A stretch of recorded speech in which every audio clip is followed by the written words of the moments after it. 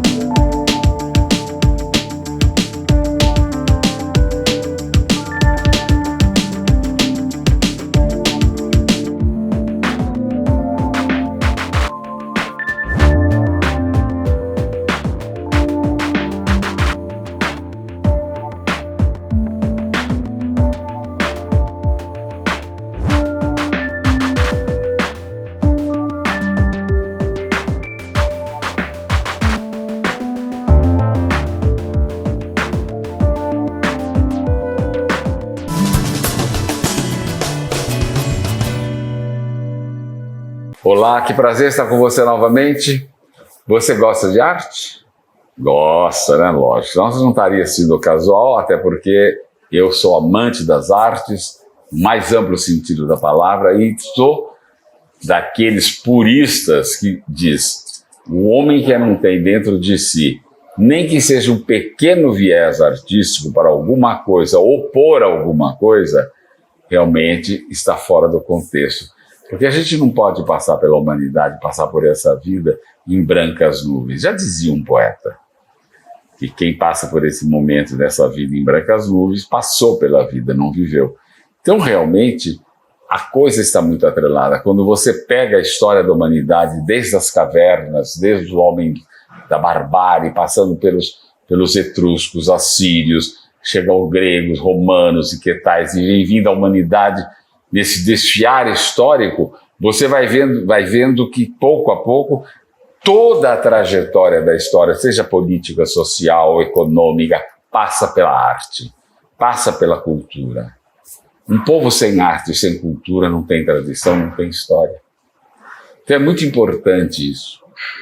E eu, dentro desse conceito, eu tento mostrar e proporcionar aos meus caríssimos telespectadores e meus queridos amigos de redes sociais, que existem pessoas que se dedicam a fazer a história da história, a reestruturar a arte dentro dos conceitos, dentro dos padrões estéticos, a consertar, a remodelar, a reconstruir.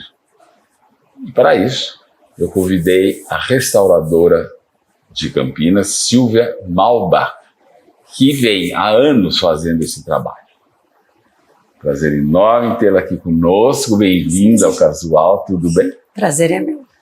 Mamãe italiana e papai alemão? Isso. Oh, então vem aí, mamãe italiana de que região, você lembra? Não, os pais delas vieram para Campinas, eles já são nascidos aqui. A mamãe já nasceu aqui? Já nasceu aqui. Então é brasileira com ascendência italiana.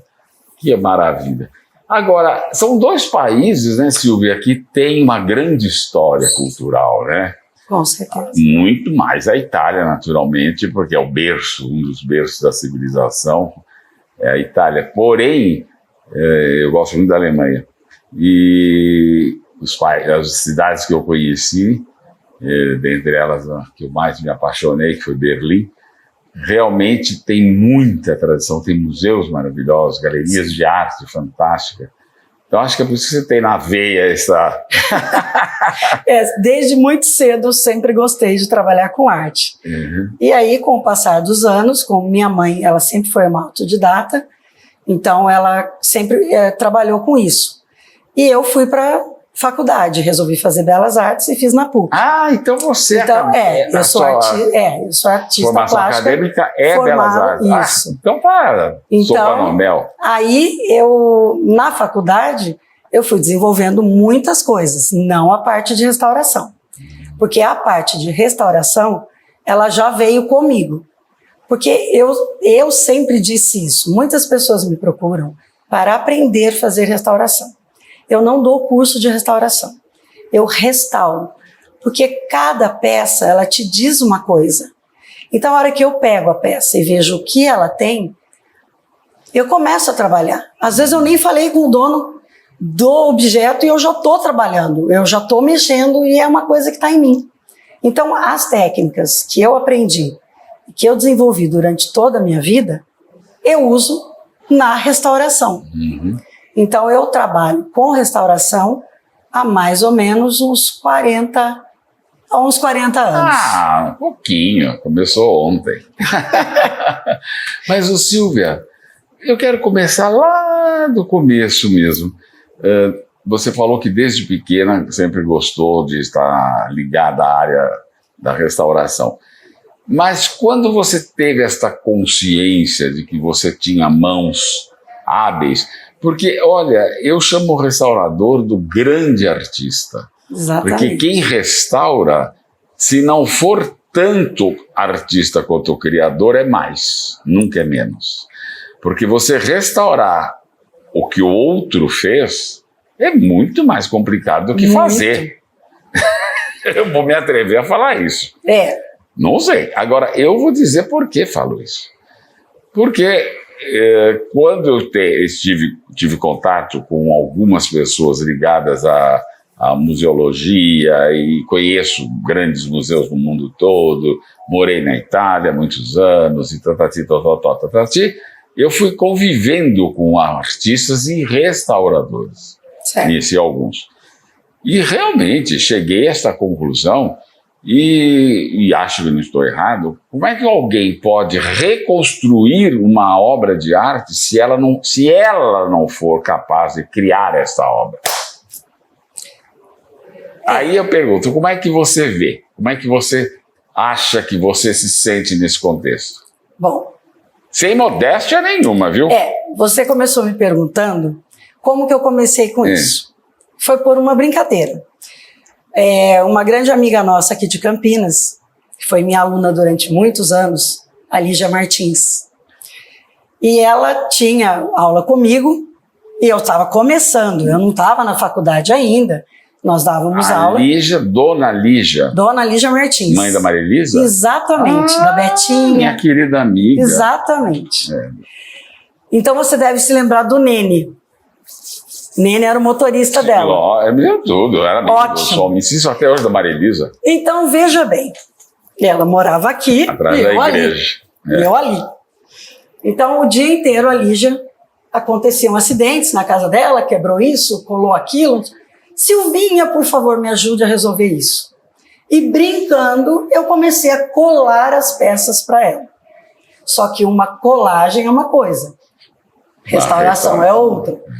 E aquilo, eu fui vendo que cada peça que ela me mandava, que era mais difícil, que era um desafio maior, iam ficando cada vez mais perfeitas. Eu descobri que realmente eu fazia isso muito bem. Era um dom.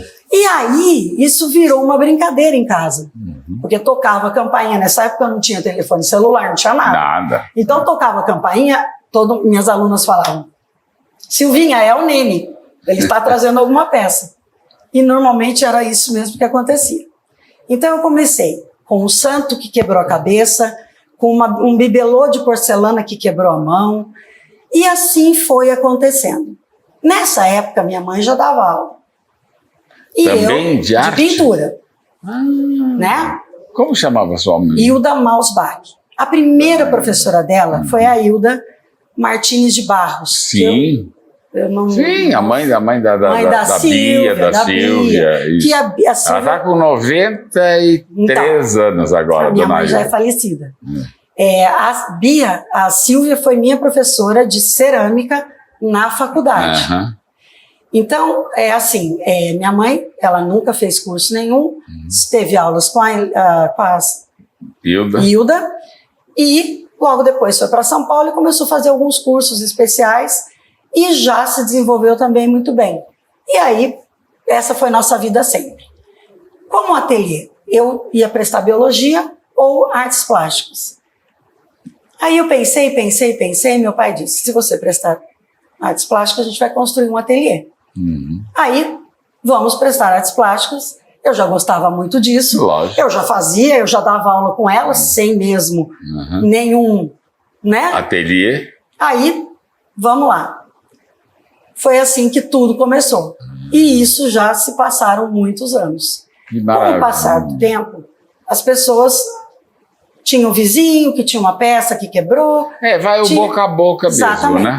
Até que algumas pessoas que trabalham realmente com arte e têm peças catalogadas, são obras de arte.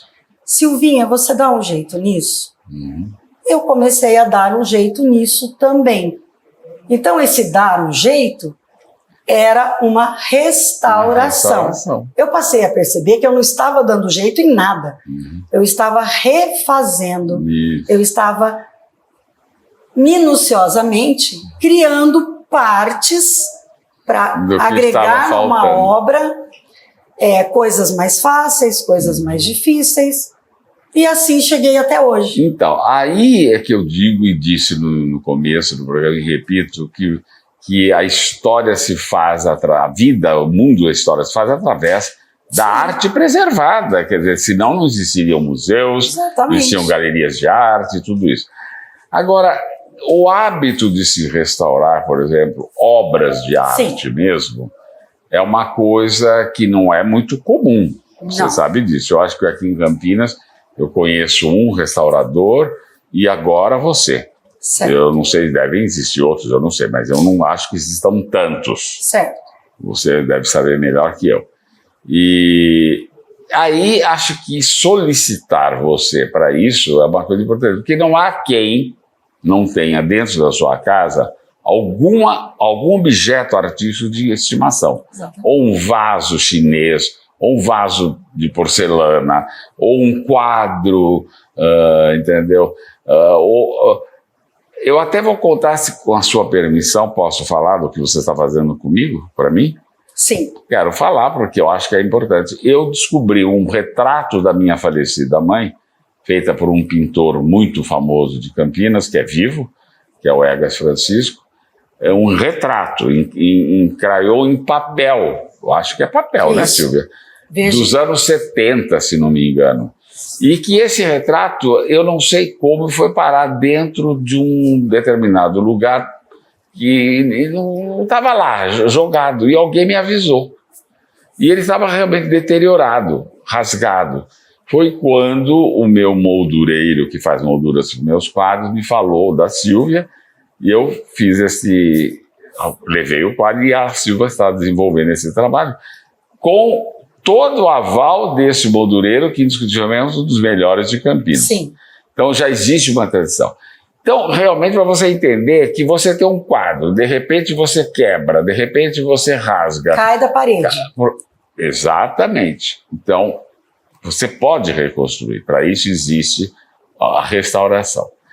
Ô Silvia, mas o que é mais comum dentro da restauração do seu trabalho? São quadros, peças? Olha, eu trabalho muito com imagens sacras. Ah, que maravilha. Igrejas de Campinas, do interior. Fiz a igreja do... Não sei se você conhece a igreja do Poste, o bairro do Poste, em Jundiaí.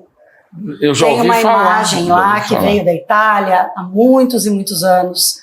E ela estava com cupim, ela estava toda danificada. Isso foi uma obra que nós fizemos ainda quando minha mãe era viva. Então isso já está fazendo uns 20 anos que a gente restaurou. Mas o último trabalho grande que eu fiz foi a Nossa Senhora Auxiliadora, a imagem principal do altar do Liceu. E a imagem onde eu estudei. Do órgão também, aquela branca que fica atrás. Sim. No órgão. E o Dom Bosco que fica no pátio também.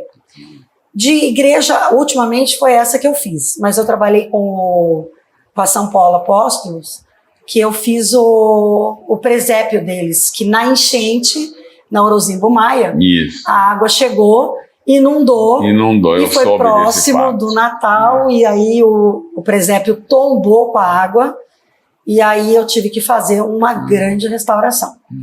Mas eu trabalho com todos os tipos de peças, desde um bibelô de gesso até uma obra em resina, um cristal Madeira. Ultimamente eu tenho A trabalhado muito madeira com madeira. é muito complicado de restauração, é? A restauração da madeira é complicada Eu ouvi quando falar isso. tem cupim. Então, quando você vai Existem câmeras frigoríficas gigantes onde você coloca uma peça gigante para acabar com o cupim. No meu caso, eu não tenho. Então, eu tenho que descobrir onde ele está e acabar com ele. Mas, depois Porque que você... ele morre dentro do... Morre, acaba, você tira Abaixo de tudo. quantos graus? Ai, precisa estar bem frio, viu? É. Porque o bicho é resistente. 10, 15 graus. Essa informação eu não tenho para te dar, de qual é o grau. Curiosidade. E o grande problema é o seguinte, você tem vários materiais para preencher essa madeira, inclusive um próprio entalhe que você faz e enxerta.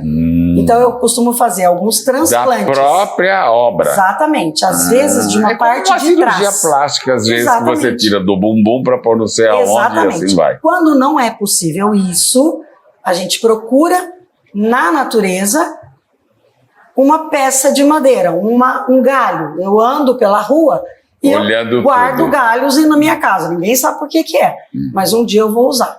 Eu posso fazer uma mão, eu posso precisar de uma lasca e eu posso agregar nessa peça. Você vê que coisa interessante. Então, é o olhar do artista, hein? O grande mito que existe é o preço de um restauro. Porque assim, há muito tempo atrás, você procurava um restaurador em São Paulo, no Rio de Janeiro, em Belo Horizonte. Aí você mandava uma peça e o orçamento dele era uma coisa que era totalmente inviável. Era inviável, não tinha como restaurar uma peça. Mas o que eu digo? Hoje tornou-se acessível para qualquer pessoa. Eu trabalho para todos os tipos de pessoas e todos os níveis de restauro. Desde uma obra de arte de valor até... E não é um preço que naturalmente seja inacessível, porque senão realmente não teria esse mercado, eu acho, né? Porque realmente no momento que nós estamos... Sim. Então, mas me parece que mata o cupim é menos 9 graus, me disse a produção. Ah, sim. 9 graus. 9 graus, então precisa ser friozinho. Interessante. Agora, Silvia, dentro desse contexto mesmo comercial, porque há pessoas que quebram, por exemplo, uma obra, quebram uma escultura, quebram um objeto, ou mesmo deterioram um quadro, e aí resolve largar daquele jeito. Eu vou deixar assim mesmo, não vou consertar. Sendo que este quadro, essa obra, essa escultura ou esse objeto vai passar de gerações para gerações. Você vai deixar para os seus herdeiros, para os seus filhos, netos, bisnetos, tataranetos, quiçá. Não é verdade? Se cuidar, vai ser para sempre. Então, senão não teria, por exemplo, obras de arte dos grandes museus do mundo. Não teria, por exemplo, você teria o que tem hoje. A Itália inteira é uma obra de arte. Né? Eu preciso dizer que a Itália inteira é uma obra de arte. Mas, então, porque existe a restauração, existe a preservação. Né? Isso é muito importante. Isso que você disse é assim. Quando você tem obras de arte em museus, eles estão numa temperatura controlada, uma iluminação indireta, difícil, inclusive você não pode fotografar certos museus e outras coisas assim. Quando você tem uma obra em casa, você abre a janela, venta. A cortina bate. O sol entra. A cozinha, você tem uma porta na cozinha que é na frente, na direção do quadro, lá na sala. Aquela gordurinha vai andando, ela chega lá. Então, não precisa estar quebrada, rasgada, destruída ou descascada. Ela pode só estar suja, porque a ação do tempo, da poeira. Então, existe esse trabalho também, que é só de limpeza, hidratação, porque o tecido, com o passar do tempo, ele vai perdendo a elasticidade. Então, agora eu estou restaurando uma obra de Breton, de mais de 100 anos, que a pessoa, a dona dessa tela, ela tem um amor assim infinito.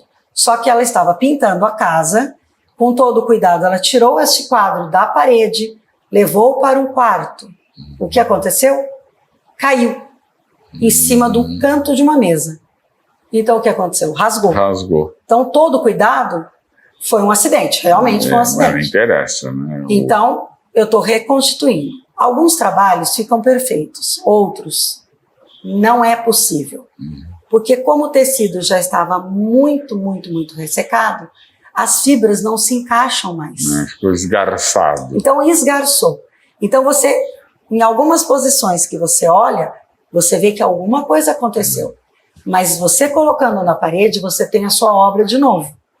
E é no lugar. Eu não vou repintar nada. Eu vou hidratar, eu vou limpar e restaurar o que é necessário. Exatamente. Então eu vou manter a originalidade. A sua autenticidade. Então eu não vou pintar um trabalho, eu vou restaurar. Você já foi solicitada por museus? Não. Eu trabalhei, assim, para pessoas por intermédio de museus, certo? Então eu tenho algumas obras que vieram de São Paulo, que voltaram para lá. Tenho pessoas aqui de Campinas que gostam muito de artes, o Gustavo Clemente é uma dessas pessoas, e ele me traz obras lindíssimas. Nós temos bons colecionadores em Campinas, né? O irmão dele faleceu há um tempo atrás e muitas obras... Qual era o nome do irmão? Gustavo Clemente. Ele traz muitas obras... Não, e o irmão? Não lembro. É que é tudo por intermédio dele, né? E ele tem muitas obras maravilhosas do Walter Levi, Antônio Amaral, que inclusive eu te falei, né? Vega, Aldo Bonadei, e essas obras ficaram muito tempo na parede e ninguém percebeu. Então, o cupim, a ação tomou do tempo, conta, o tempo. Então, é uma judiação. Porque quando a própria você percebe, tinta esmaece, sim, né, com o tempo. Então... Mas esse não é o grande problema, porque o craquelado de uma obra de arte é o sinal de um envelhecimento natural dessa obra, porque quando foi pintada, não, ela estava impecável. Mas com 30, 40, 50, 60 anos, ela começa a craquelar. O problema é quando começa a cair a tinta. Então, o craquelado então, não é suportável. Vai ficando ali. E a gente vai trabalhando no suporte disso. Então, nada de verniz, nada disso. E por que se o verniz não pode? Porque ele não fixaria? Não, porque ele vai ajudar a terminar com o trabalho. Ele vai craquelar, ele vai reagir. Então, fica pior a emenda que o soneto. Então, a gente trabalha com cera, com muitos produtos. Com a própria tinta a óleo diluída, com óleo de linhaça, ou com trebentina, qualquer produto que a gente vá percebendo. Porque, como eu disse, cada trabalho é um trabalho.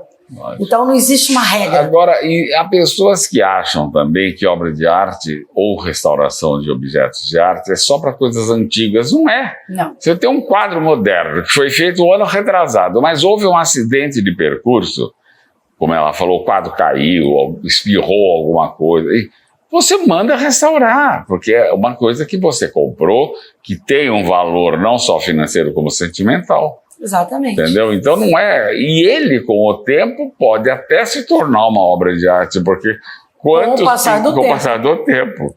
Entendeu? Porque nem tudo que hoje tem 100 anos nasceu com 100 anos. Não. Ela vai ter um dia 100 anos. Então por aí vai. Eu acho que essa coisa é importantíssima. A cultura da obra de arte como investimento também hoje em dia é muito interessante, Silvia. Mudou esse conceito brasileiro.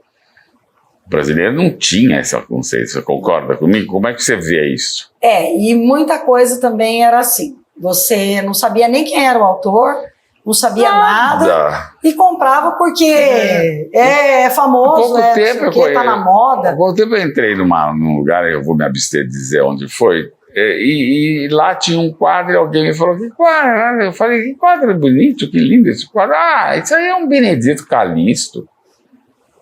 Não sabe nem quem foi Benedito Calixto. Benedito foi um belíssimo pintor. Exatamente.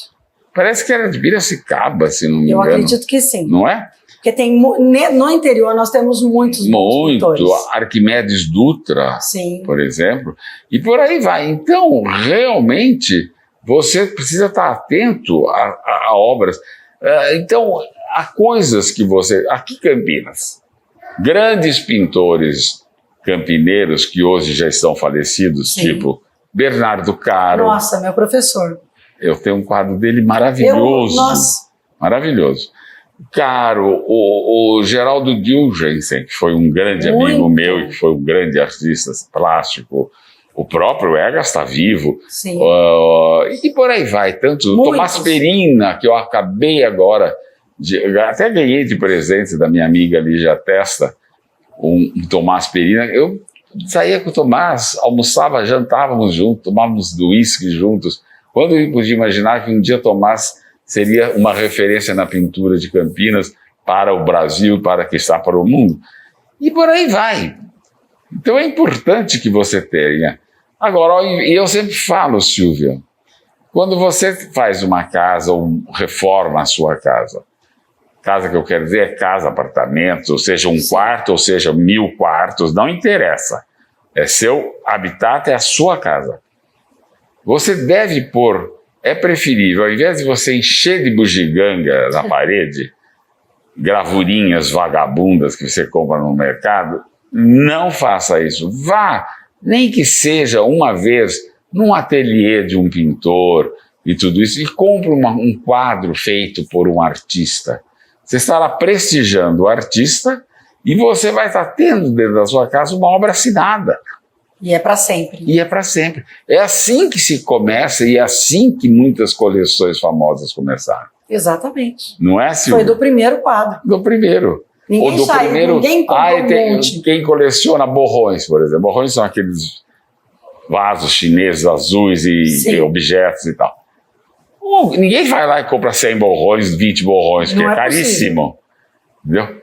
Compra um, depois eu comprar outro. E assim, então tudo na vida, o que faz uma coleção é o start, é o começo. Exatamente. Silvia, muito obrigado. Vocês vão ter aí no nosso visor. Pelo telefone. Vamos deixar seu telefone. Você liga se você tem um quadro, um objeto, qualquer coisa para restaurar. E você conversa com a Silvia e tem certeza que ela vai te dar uns bons conselhos. Silvia, muito obrigado por ter vindo. Eu que agradeço. E parabéns por esse lindo trabalho, viu? Muito obrigada. Espero poder estar aqui com você mais vezes. Se Deus quiser. A casa é sua. E você, sempre comigo. Estamos aí. O próximo programa você vai adorar. Ó, vai ser daqui. Um beijão.